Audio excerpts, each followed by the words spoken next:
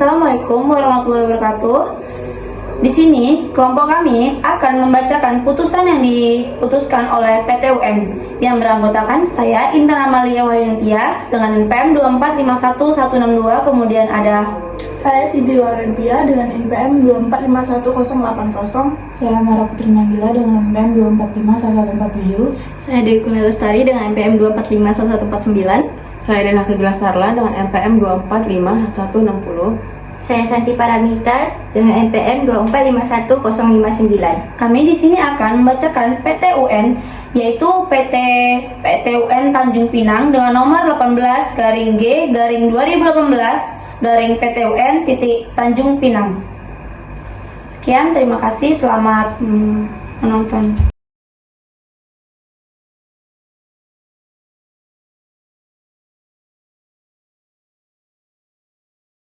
Pada suatu ketika, Adi Purwanto berjalan masuk ke kantor dengan wajah yang murung. Adi Purwanto adalah seorang pegawai negeri sipil, baru saja menyelesaikan masa hukumannya atas kasus korupsi ringan. Ia kembali bekerja di pemerintahan Kota Tanjung Pinang sebagai staf kantor camat.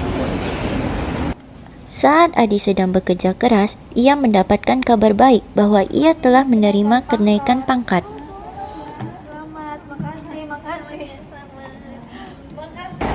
Sejak aktif kembali, Adi menunjukkan dedikasinya. Ia naik pangkat dan menjabat sebagai kepala seksi ketertiban, namun semua berubah.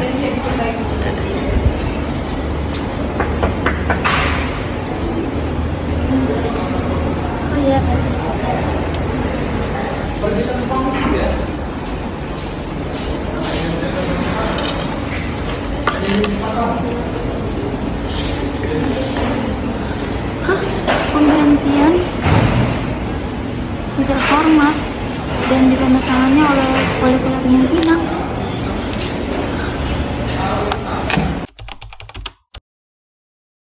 Keputusan ini cacat hukum sudah 10 tahun sejak keputusan pidana itu ingkrah.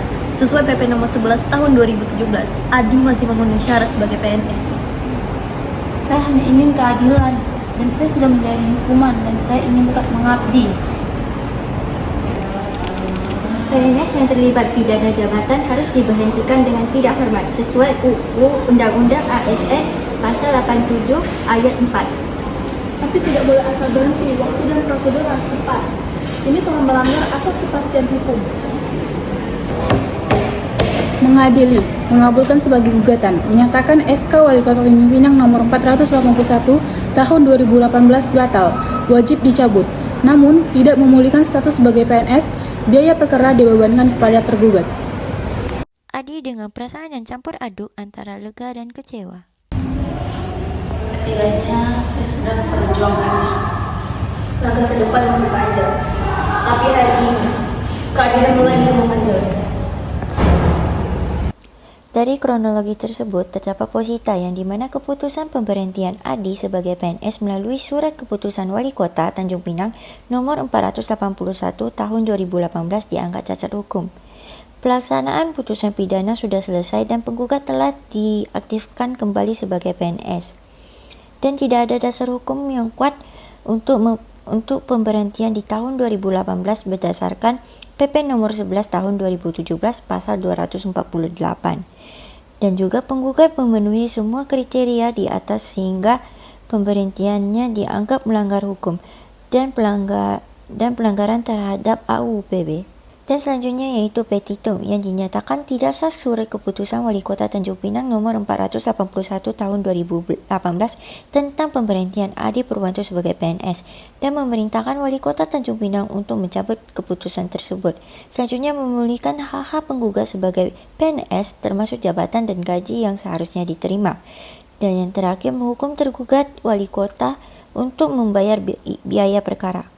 Dan kesimpulan argumen para pihak dalam persidangan yaitu pengadilan mengabulkan sebagian gugatan penggugat dan menyatakan SK pemberhentian tersebut batal karena tidak sesuai dengan prosedur.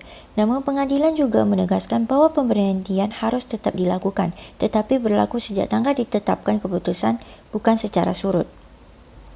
Dan yang terakhir putusan majelis hakim yang mengadili dalam eksepsi menolak eksepsi tergugat untuk seluruhnya. Dan sedangkan dalam pokok sengketa, yang pertama mengabulkan gugatan penggugat untuk sebagian, dan yang kedua menyatakan batal surat keputusan Wali Kota Tanjung Pinang nomor 481 tahun 2018 tentang pemberhentian tidak dengan hormat Adi Purwanto sebagai PNS. Dan yang ketiga, mewajibkan tergugat untuk mencabut SK tersebut.